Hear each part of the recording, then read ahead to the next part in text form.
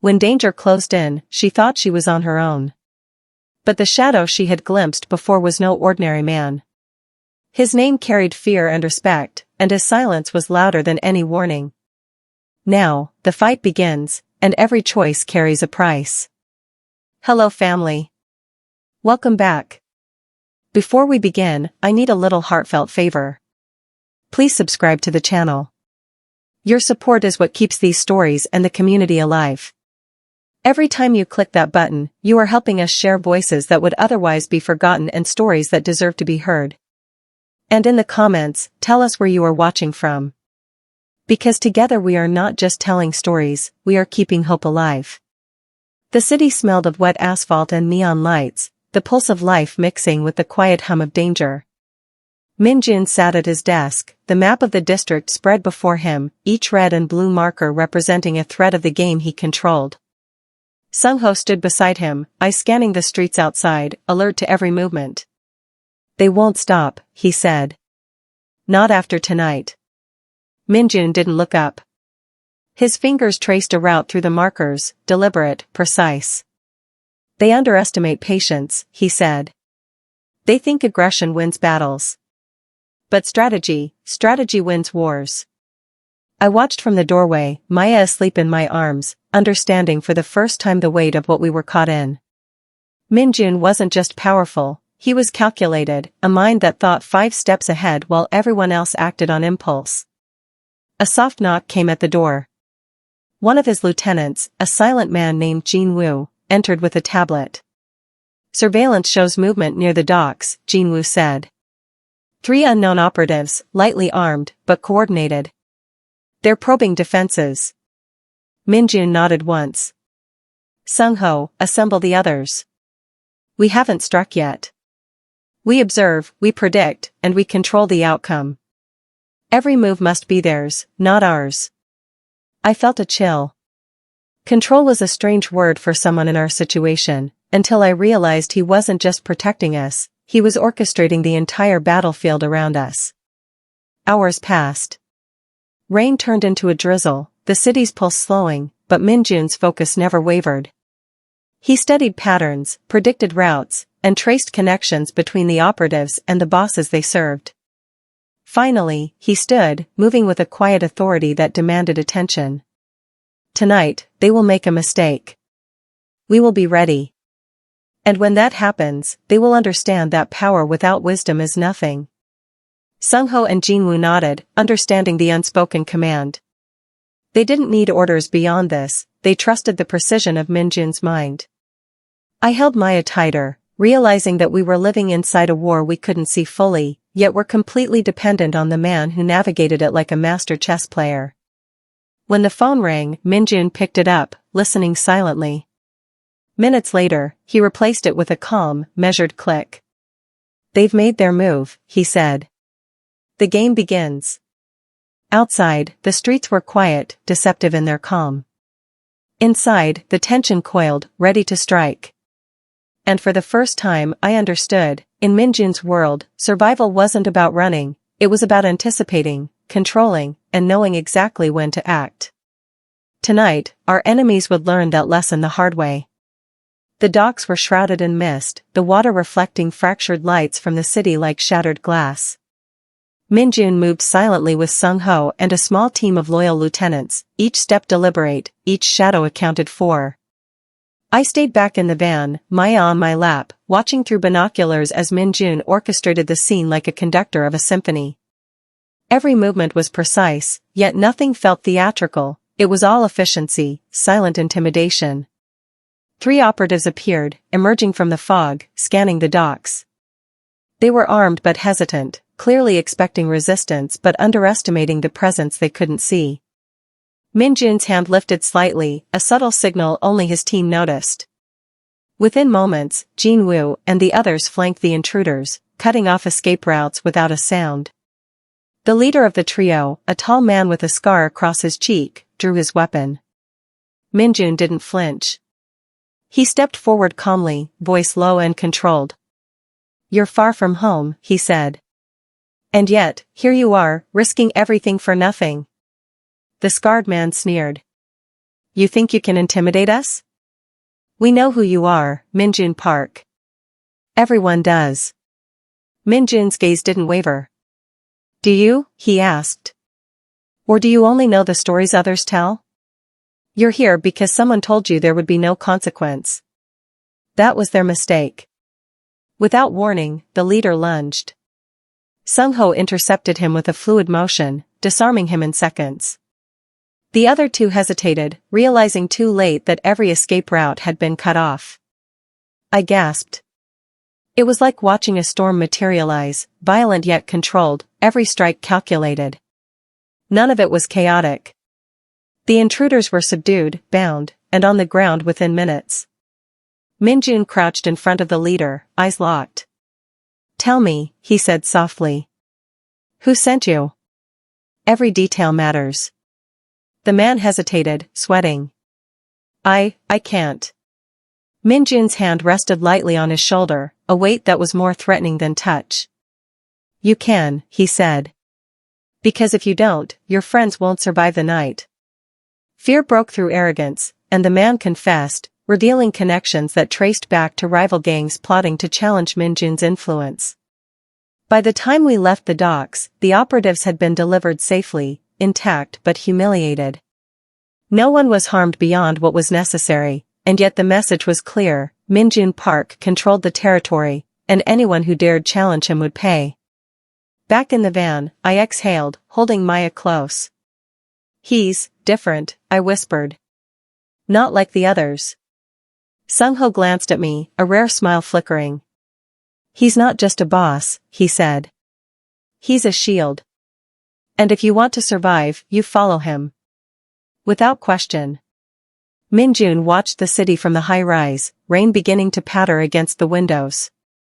He didn't need to speak. His presence alone was a promise, and a warning. And for the first time, I realized that our lives weren't just changed, they were protected by a force that no one would dare confront lightly. The night air was thick with rain, carrying the scent of the harbor and the distant hum of traffic. I stayed close to Maya, her small hand gripping mine, while Sung-ho and two others kept watch at a discreet distance. Inside the apartment, the phone rang, 3 quick, insistent tones. I picked it up.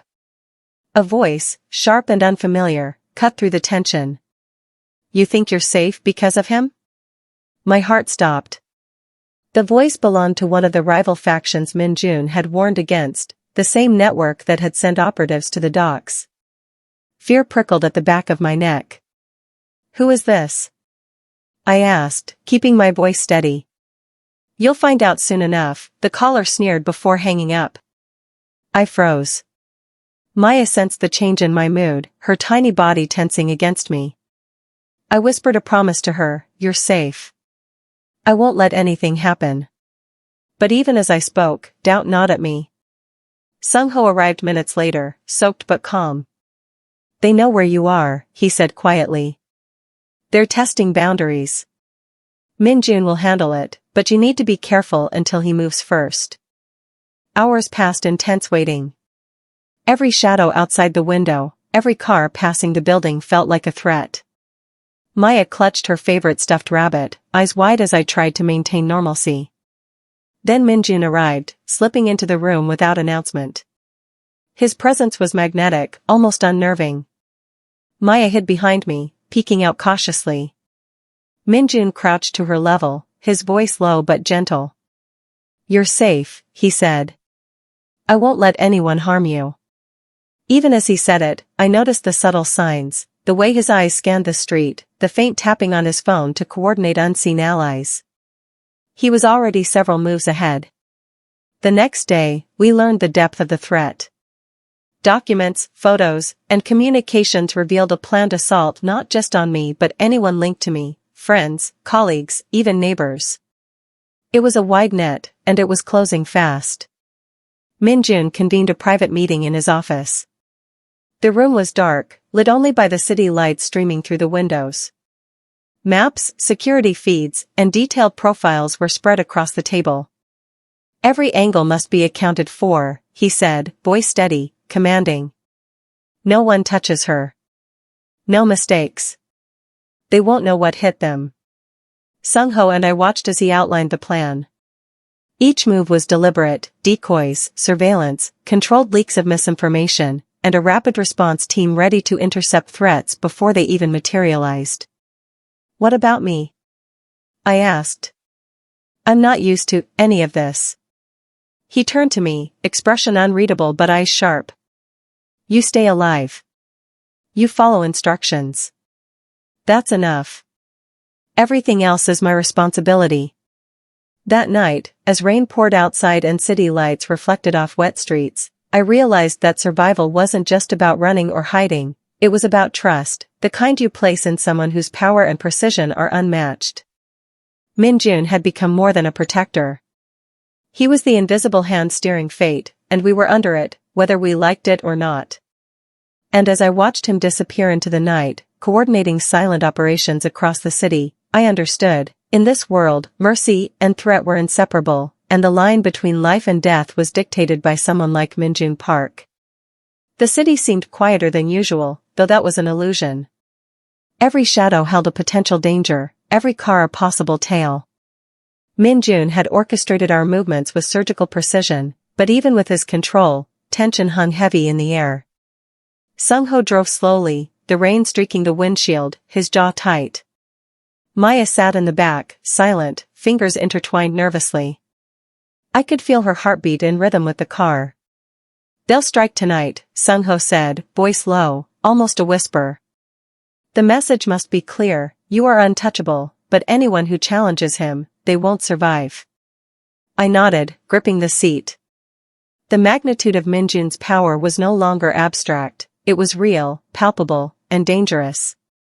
We arrived at a small, nondescript warehouse near the docks. Min-jun was already there, a shadow among shadows, flanked by his most trusted lieutenants. He didn't speak immediately, just observed, calculating every risk. "They've underestimated you," one of the lieutenants said. Min-jun's eyes didn't leave the monitors showing live feeds from several vantage points around the city. "They always do," he replied softly. "Which makes them predictable." Hours passed in meticulous preparation. Every exit, every alley, every surveillance camera had been accounted for. Sung-ho checked his weapons quietly, double-checking ammunition and positions. Maya clung to me, but I could see a flicker of awe in her eyes as she watched Min-jun command the room with silent authority. Finally, Min-jun spoke, his voice calm but edged with steel. "They will come, but not here. Lure them to the meeting point. They will see what happens when you cross the wrong family." The plan unfolded with terrifying precision. Decoy vehicles, false phone calls, and anonymous tips drew the rival faction into a trap. Within minutes, Min-jun's team had surrounded them. No shots were fired unnecessarily, no chaos beyond what was planned. The rivals were isolated, exposed, and powerless. By the time the leaders of the faction realized their mistake, it was too late.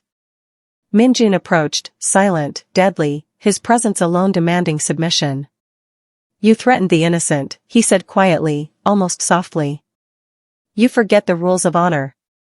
The leader of the rival faction tried to speak, but Min-jun's gaze stopped him. A simple gesture from Min-jun, and the man was restrained, intimidated, broken, but alive. A message had been delivered without spilling unnecessary blood. Crossing Min-jun Park came with consequences, and everyone would remember it. As the dust settled, Min-jun turned to us. "You are safe now," he said. Maya exhaled a shaky breath, and I felt relief wash over me, though I knew this safety was fragile. He glanced at me, expression softening just enough to be human. "But safety is temporary. Learn to move as I move. Be aware. Survival is never accidental." That night, as we left the warehouse, the city lights reflecting off the wet streets, I realized the magnitude of the world we had entered. Min-jun wasn't just a protector, he was the architect of survival and destruction alike. And under his watch, we had been given a second chance. But in a world ruled by unseen threats, second chances were rare and fleeting. The morning after the confrontation, the city felt different, though everything was the same. The rain had stopped, leaving streets gleaming under pale sunlight. but for Maya and me, the weight of last night lingered, like a shadow we couldn't shake. Sung-ho drove in silence, his hands tight on the wheel. I could sense his mind turning over every possibility, every outcome. Even he, trained and loyal, seemed aware of the razor-edge balance we were living on. Maya finally broke the silence. Did he hurt them? Her voice trembled, hesitant. I shook my head. No. Minjun doesn't kill without reason. But he made sure they understand what happens when you threaten the wrong people. Sung-ho glanced at us from the rearview mirror. It's more than fear. It's respect. That's how Minjun controls things. No chaos. No unnecessary blood. But don't be mistaken, he can destroy anyone, quietly, efficiently. At the apartment, we found a letter slipped under the door. It was short, precise, and unmistakably from Minjun. You are safe. But safety is never permanent. Learn, adapt, survive. It was not comforting. It was a warning, a lesson. Days passed. Maya returned to work, though she moved carefully now, aware that every interaction, every choice, could carry unseen consequences. Sung-ho monitored the city's undercurrents, his vigilance unbroken. And I, caught between fear and gratitude, began to understand what it meant to exist under Minjun's protection. Then came the phone call. A rival faction, humiliated but not destroyed, wanted to negotiate. They asked for a meeting, proposing terms that sounded generous but were laced with hidden threats. Minjun agreed, but only under his conditions. We were to accompany him. He would go first, we would follow, protected but visible. It was a display, a lesson in power and control. The meeting place was an upscale restaurant in the heart of the city. Minjun's presence transformed the room. Patrons whispered, the air seemed to still, and even the rival faction's leader hesitated before speaking. You've sent a message, he said, with a forced calm in his voice. But we are not finished. There are others. Minjun's gaze didn't waver. Then they will meet the same fate. But you will not touch the innocent. Understand that clearly. Threaten her again, and there will be no warning next time. It was over as quickly as it began. The rivals left, subdued, humiliated, and alive. Minjun had maintained control without tipping into needless violence. Walking back to the car, Maya finally spoke aloud what I had been thinking. He's incredible. But terrifying. I nodded. Yes. And we are alive because of him. That's the only reason. Sung-ho started the engine. And that's the way it will always be. Watch. Learn. Survive. The city stretched out before us, vibrant, dangerous, and alive. Under Minjun Park, we were protected, but the protection came with a cost. A constant vigilance. An understanding that peace was a fleeting illusion, and every ally, every enemy, was a step in a larger game we could barely see. And for the first time, I realized that our lives had changed forever. The week that followed the meeting was tense. The city moved as if nothing had happened, but beneath the surface, currents shifted. Every glance from strangers, every phone call, carried the potential for danger. Maya felt it most, her eyes flicked constantly, her steps measured, her voice cautious even with friends and coworkers. Sung-ho rarely spoke, but his presence was a constant reminder of Minjun's reach. He monitored messages, contacts, and even minor street rumors, translating every fragment of information into a map of threats and opportunities. One evening, Maya returned home to find a small envelope slipped under the door. Inside was a single photograph, her and her daughter, taken from a distance. No message, no signature. Just the image. Her hand shook as she showed it to me. They're watching. I can't even go out without being followed. I swallowed hard. This isn't just a warning. It's a test. Minjun's rivals want to see how far they can push her. But they'll learn quickly, he doesn't tolerate mistakes. The next day, Minjun called. His voice was calm, even detached. I know what happened. Do not confront them. Stay home. I will handle it. And handle it he did. Within 48 hours, the source of the photo was traced, neutralized in a way that left no body, no chaos, only an unmistakable warning. The rivals understood that any attack, no matter how subtle, would be met with precision. Maya finally spoke, her voice trembling but steady. I don't know how to live like this. Always looking over my shoulder, never trusting anyone. You survive, Sung-ho said quietly. That's all anyone can do. Trust is dangerous. Safety is temporary. And gratitude, well, that is a burden we all carry. Even so, life had to go on. Maya returned to work with a careful rhythm, avoiding attention while maintaining her routines. Minjun allowed her this small autonomy, a gesture of trust, and perhaps of control. Meanwhile, the ripple effect on the city's underworld became evident. Minjun's rivals, humiliated and cautious, began to fracture. Alliances dissolved, power shifted, and whispers of Minjun's methods spread like wildfire. He was no longer just a leader, he was a legend, a force that combined fear, respect, and unmatched intelligence. One night, as the city lights shimmered through rain-streaked windows, Maya finally spoke aloud what she had kept to herself.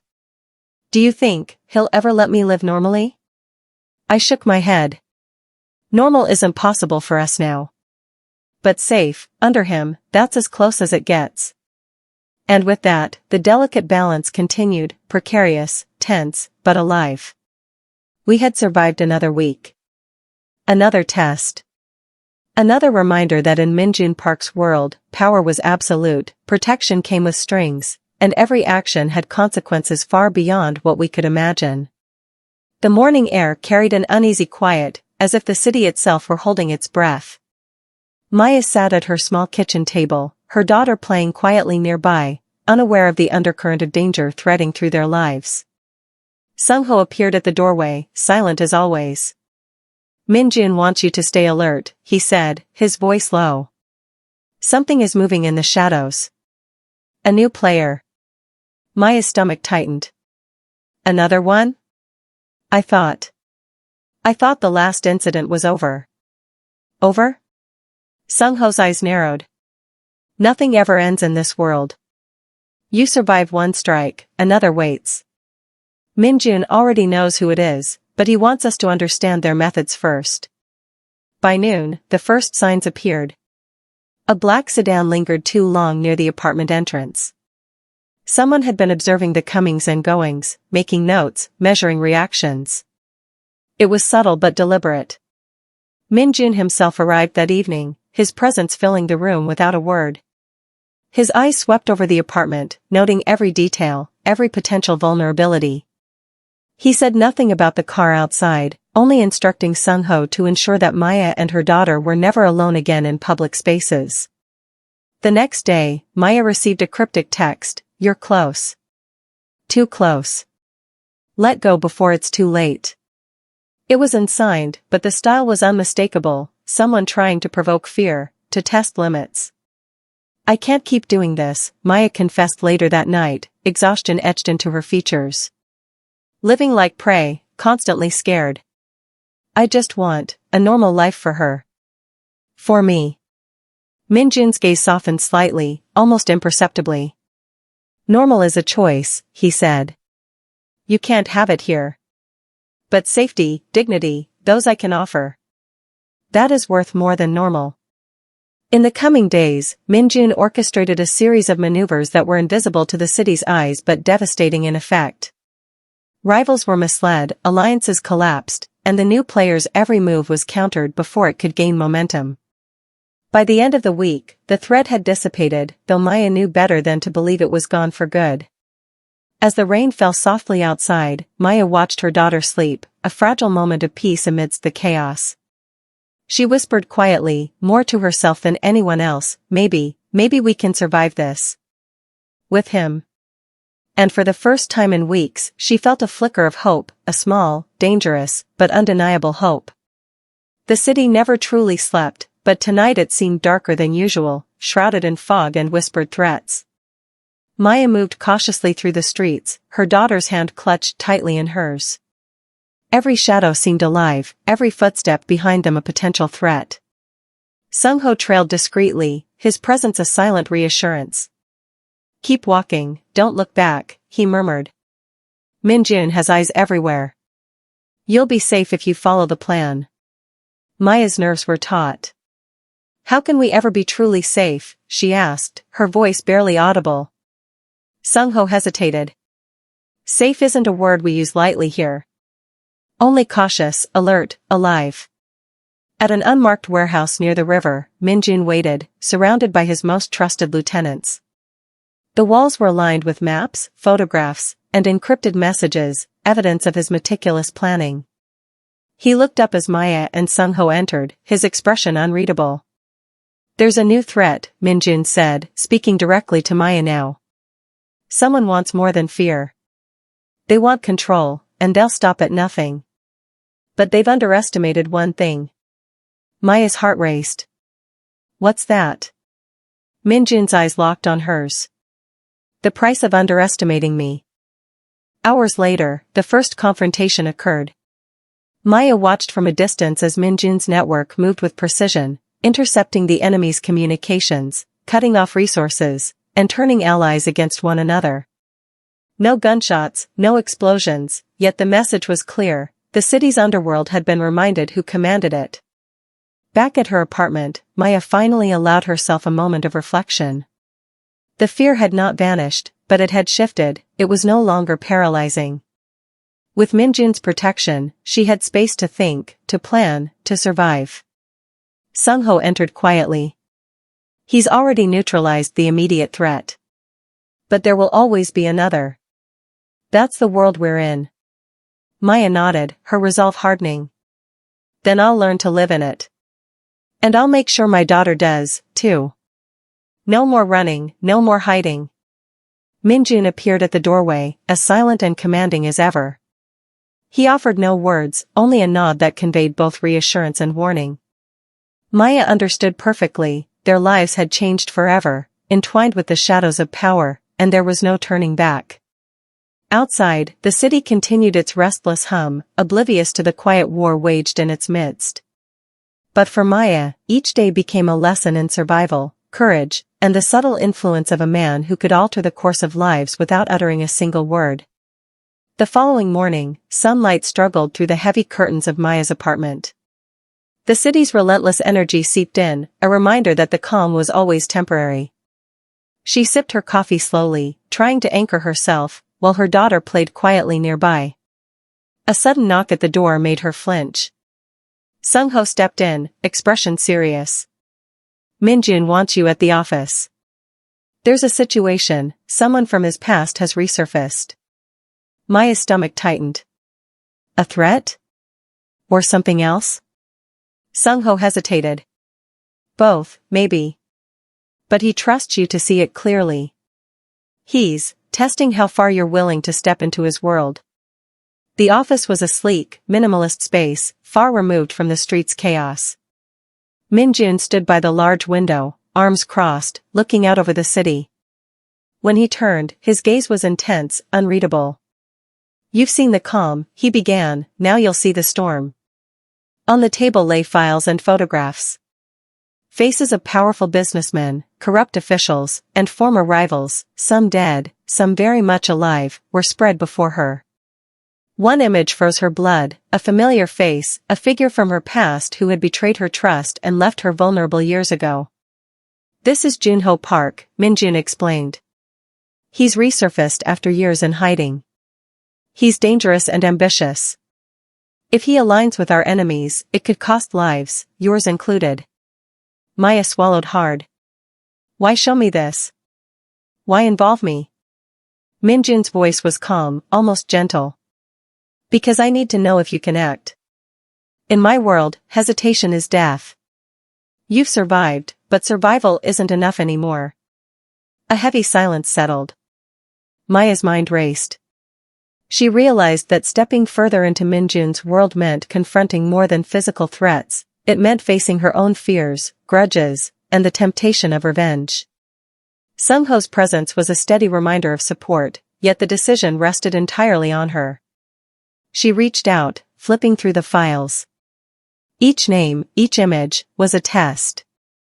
A question: how far will you go to protect what matters most? By the end of the day, Maya had made a choice. She would not retreat.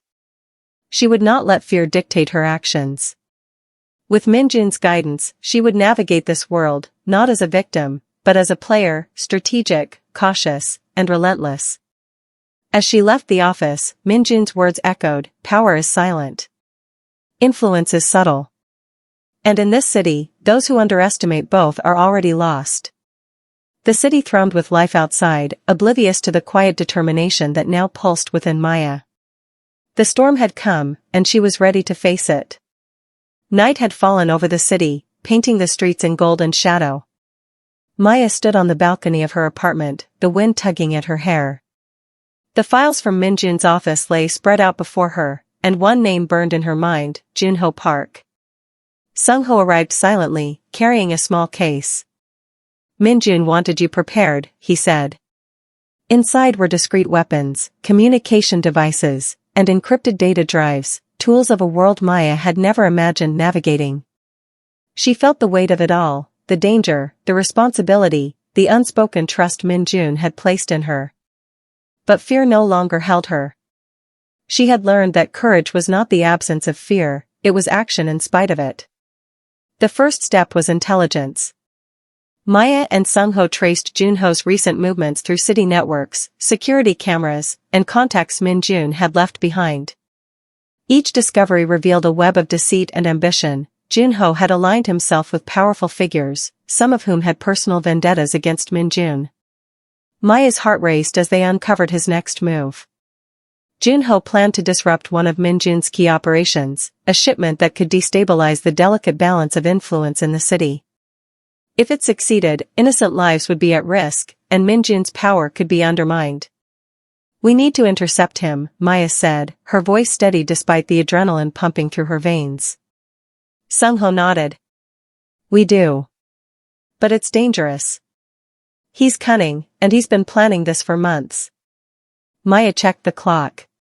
The window for action was tight. Every second wasted gave Junho an advantage. She formulated a plan, drawing on instincts she never knew she had: timing, positioning, leverage, and subtle misdirection. Hours later, they arrived at the shipping docks. The night was alive with sound, the hum of engines, the creak of metal, distant sirens, but Maya moved with purpose. She spotted Junho overseeing his men, unaware that someone was watching. Maya took a deep breath and stepped from the shadows, her presence silent but commanding. She signaled Sung-ho, who initiated the first move, a carefully timed distraction that split Junho's attention. In the chaos, Maya approached, confronting the man who had caused her years of fear and frustration. Junho turned, surprise flashing across his face. "Maya? How?" "No time for questions," she interrupted. Her hand moved with precision, showing the authority Minjun had taught her. In that moment, she realized that survival was no longer enough, she was here to reclaim control. By the end of the night, the threat was neutralized. Junho was captured, his plans foiled, and Maya had proven something to herself: she could navigate this dangerous world and emerge unbroken. As dawn broke, she returned home, exhausted but resolute. Minjun's words from the previous day echoed in her mind: "Power is silent. Influence is subtle. And in this city, those who underestimate both are already lost." Maya smiled faintly. She had learned the lesson, and she had survived. But she also knew this was only the beginning. The morning after the docks incident, the city seemed deceptively calm. Sunlight reflected off the glass towers, oblivious to the tension simmering in shadowed alleyways and high-rise offices. Maya sat at her desk, reviewing surveillance footage and intercepted communications. Even in her exhaustion, her mind refused to rest. Sung-ho entered with a tablet. "You need to see this," he said, handing her the screen. The images displayed several of Junho's associates in a heated discussion. Their faces were set, their movements sharp, revenge was already being plotted. Maya clenched her fists. She had stopped Junho, but the ripple effect had just begun. Every powerful figure he'd contacted now knew there was a new force to contend with, and it wasn't Minjun alone. They won't wait long, Sungho warned. We need a strategy before they strike back. Maya leaned back, her mind racing. She realized that defeating one enemy was only the start. In the shadows of the city, alliances shifted like sand, and she had to be ready to adapt. Her next move would require not just courage, but cunning. Hours later, Minjun summoned her to his private office. The Korean Mafia boss stood silently, the weight of authority emanating from his presence. Maya explained everything, the doc's confrontation, Junho's capture, and the intelligence about his associates. Minjun listened, unblinking, his hands folded. When she finished, he finally spoke. You acted well, he said. But strength alone is not enough. You must understand influence, leverage, and timing. Only then can you survive. Maya nodded. She knew that her journey had evolved. No longer was she a bystander or someone to be protected. She had become a player in Minjun's world, and one mistake could cost everything. Later that evening, Maya and Sungho met with trusted allies. They mapped out Junho's network, identifying weak points, potential betrayals, and opportunities to secure loyalty. Every decision had consequences, every move had to be calculated. As night descended, Maya stood once more on her balcony, the city lights flickering like distant stars. She felt a quiet resolve. She had faced fear, taken action, and survived. But now, she understood, survival was not the goal. Mastery of the unseen currents of power was. Somewhere in the shadows, the enemies she had made were moving. But Maya was ready. Every step she took from this point forward would be deliberate, precise, and unwavering. The game had changed, and so had she. The city streets were quiet, deceptively so. Maya moved with precision, keeping to shadows as she approached a small warehouse on the outskirts. Sungho followed closely, his eyes scanning every corner. Intelligence had confirmed that one of Junho's lieutenants, Hyunsu, was organizing a retaliatory strike. Inside, the air was thick with smoke and tension. Hyunsu barked orders to a group of armed men, unaware that Maya and Sungho had infiltrated the building through a side entrance. Cameras captured every move, every whispered command, feeding real-time information back to Minjun's team. Maya's heart pounded. This wasn't just a confrontation, it was a chess match. One wrong move could ignite a chain reaction she couldn't control. Suddenly, a guard turned and spotted a shadow. Maya reacted instantly, flipping him to the ground and securing the weapon he carried. Sungho covered her silently, moving like a shadow in tandem. They advanced further, listening to Hyunsu's voice. Minjun thinks he can intimidate us. Let's show him what happens when he interferes, he snarled. Maya's mind raced. She needed a distraction. With a subtle flick of her wrist, a small flare ignited near the far wall, drawing several guards away. She and Sungho moved swiftly, neutralizing Hyunsu before he could react. Hyunsu stared, disbelief etched across his face. You can't. You underestimated us, Maya interrupted, her voice steady, controlled. That's your mistake. The lieutenant's men froze, their confidence evaporating. Within minutes, the building was under their control. Evidence of illegal dealings, weapons caches, and communications were secured. Every detail was catalogued for Minjun. Later, as they left the warehouse, Maya felt the weight of the evening settle on her shoulders. She had acted decisively, but the cost of exposure, the constant tension, the thin line between survival and disaster, weighed heavily.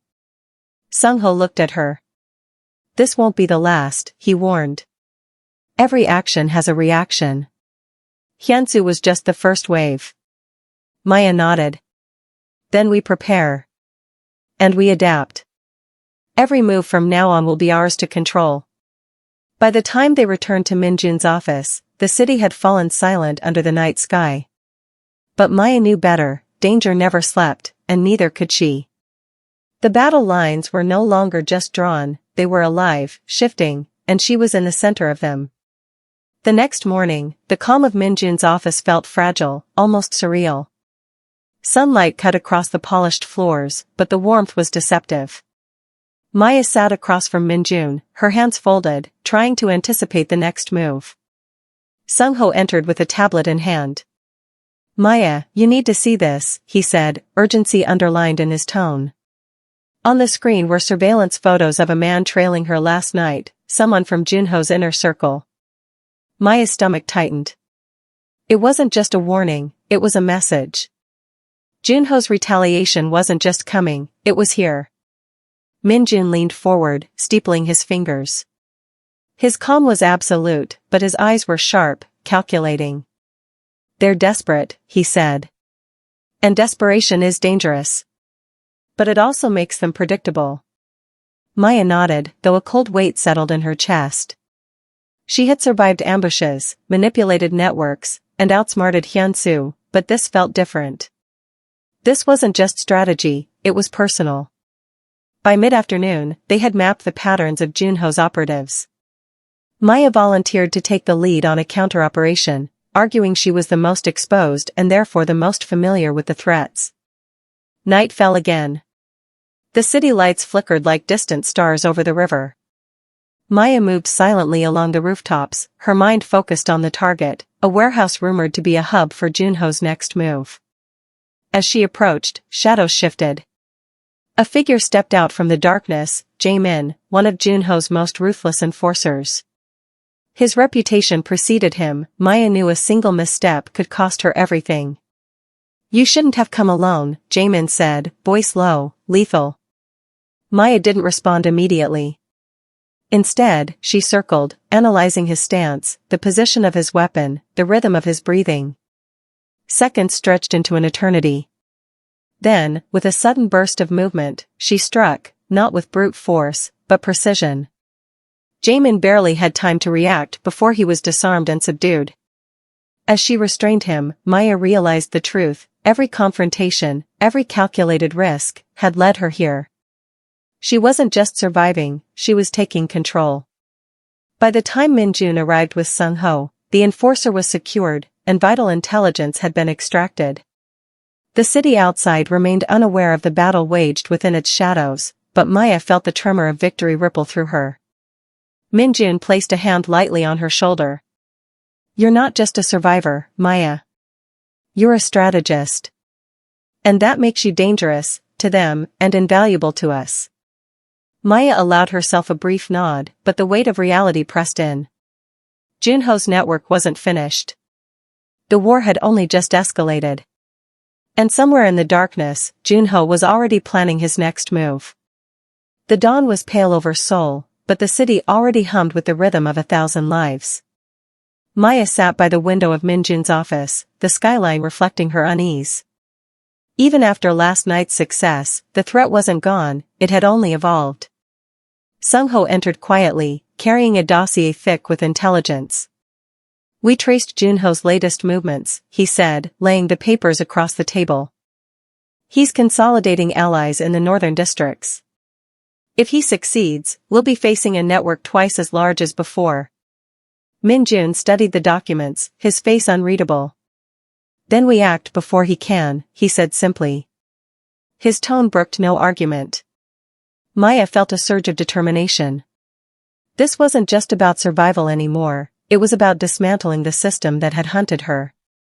She pulled out her tablet, cross-referencing the data. Patterns emerged, key locations, routines, and vulnerabilities. She realized that Junho's arrogance could be used against him. By late afternoon, Minjun had assembled a small, trusted team. The plan was meticulous: strike multiple points simultaneously, destabilize Junho's operations, and force him into the open. Maya volunteered for the lead role again, insisting she could navigate the city unnoticed. Minjun hesitated, but the sharp nod from Sung-ho convinced him. "Just remember," Minjun warned, "this isn't a game." One mistake, his voice trailed off, leaving the threat unspoken but palpable. Night fell. Maya moved through the narrow alleys and hidden passages she had memorized, her senses attuned to every shadow. She intercepted 2 couriers carrying encrypted messages and forced them to reveal their route. Every step brought her closer to Junho's inner sanctum. Meanwhile, Minjun coordinated the other strikes. Across the city, his operatives moved like silent predators, cutting off escape routes, severing communication lines. The city felt like a chessboard, and every piece moved precisely under his command. Maya reached the northern district, where Junho had fortified his base. The security was tighter than expected. She ducked into the shadows, her heart racing, and found a blind spot near a loading dock. Using the intel she'd gathered, she slipped inside undetected. Inside, the atmosphere was tense. Junho's lieutenants were arguing, unaware of the storm approaching. Maya planted surveillance devices and extracted critical files. She moved like a ghost, leaving no trace of her presence. Suddenly, a voice called out from the shadows, impressive, but not enough.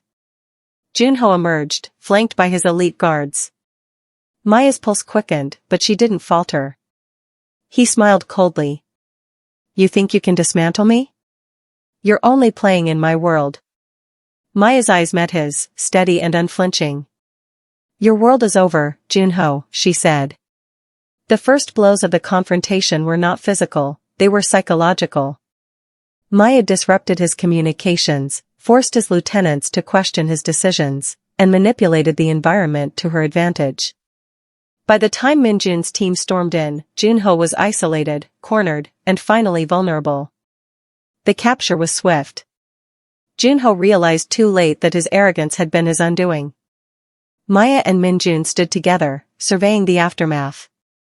The northern districts were under control, and a dangerous empire had been crippled. Maya exhaled, a mixture of relief and exhaustion washing over her. She had not only survived but taken the fight to the heart of the enemy. Minjun placed a hand on her shoulder. You've changed the rules, he said. And now, anyone who underestimates you will pay the price. Maya nodded, understanding that this was only the beginning. Seoul was quiet again, but beneath its surface, new threats were always waiting. And she was ready. The city seemed almost serene the morning after Junho's downfall, but Maya knew better. The silence of Seoul was never genuine, it was the calm before the next storm.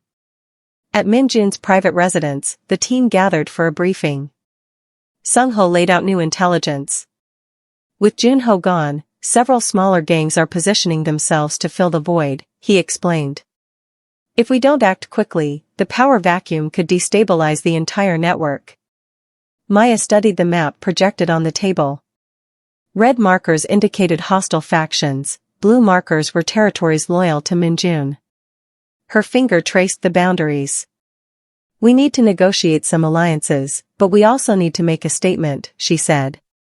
Everyone must understand who now holds the balance of power. Minjun nodded, impressed.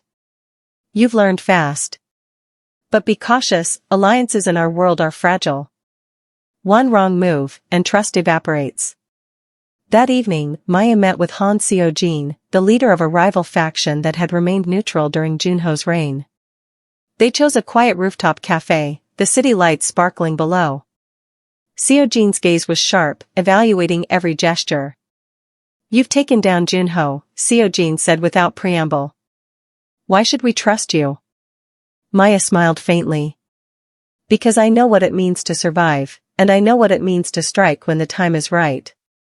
I offer stability, not chaos. Seo-jin considered her words.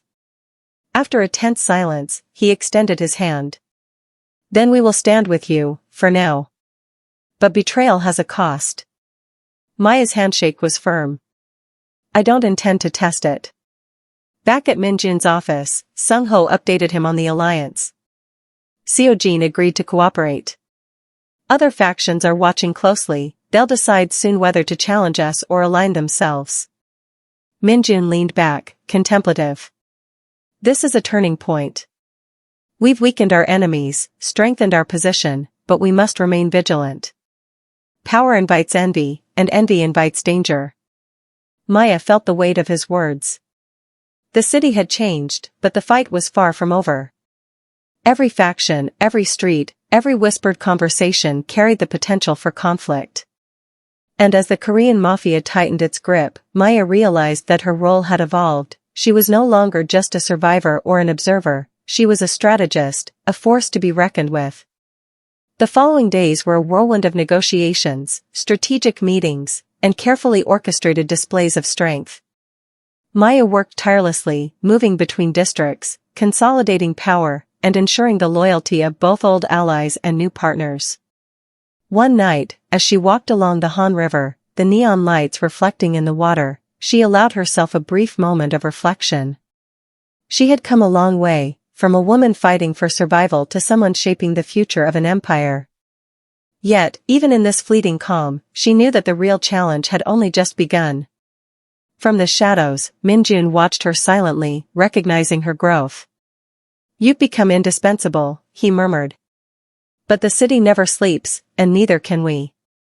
Maya turned to him, determination burning in her eyes. "Then we stay awake. And we make sure no one ever forgets our presence." The city stretched before them, alive and unpredictable. And in that vast expanse, two figures moved with purpose, ready to face whatever dangers lurked in the night. Seoul never slept, and neither did the shadows that lingered in its alleys. Despite the temporary calm, Maya sensed a shift, a tension that wasn't visible on maps or in negotiations. Something was coming from inside Minjun's inner circle. Late that night, she received an encrypted message from one of Minjun's trusted lieutenants: "Meet me at the warehouse on Hannam Street. Urgent." Maya arrived cautiously, every step measured. The warehouse was dimly lit, echoes bouncing off the concrete walls. The lieutenant emerged from the shadows, pale and shaken. "They're planning a betrayal," he whispered. "One of our own, Sung-ho, has been contacted by an outside faction. They want to take over Minjun's territory while we're distracted." Maya's pulse quickened. Sung-ho had been like a brother to her, loyal and unyielding, but loyalty in this world was fragile. She had no time for hesitation. She returned immediately to Minjun's residence. The Korean Mafia boss awaited her, calm as ever, yet his eyes held a glimmer of unease. "They're plotting against us," Maya said plainly. "Sung-ho has been compromised." Minjun's face darkened. "I had hoped this day wouldn't come. But every empire has its cracks. Let's deal with this swiftly." Maya took command of the operation. Using a combination of surveillance, coded communications, and strategic distractions, they exposed the conspirators. Sung-ho, confronted with evidence, admitted his betrayal, not out of greed, but fear for his family, which the rival faction had threatened. Minjun listened quietly, then made his decision. "We protect those who serve, even when they falter. But betrayal has consequences." In a controlled, decisive move, Sung-ho was stripped of authority and sent away under strict surveillance, ensuring no further risk. Maya oversaw the operation with precision, proving that she was no longer merely a survivor, she was a leader, capable of making hard choices and enforcing order. The next morning, Seoul awoke to a city unchanged on the surface but fundamentally different underneath. The alliances Maya had forged held strong, the rival factions wary and intimidated, and Minjun's empire solidified. In the quiet of the dawn, Maya stood at the balcony, the city sprawling before her. Minjun joined her, his presence steady and reassuring. "You've done well," he said. "More than I expected. You've earned your place here." Maya allowed herself a small, rare smile. "We've done it together." The city respects strength, but it also respects those who understand it. Minjun nodded. "This empire will survive because of people like you. And survival is just the beginning."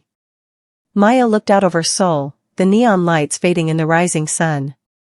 The battles had been brutal, the sacrifices many, but in the end, she had not only survived, she had thrived.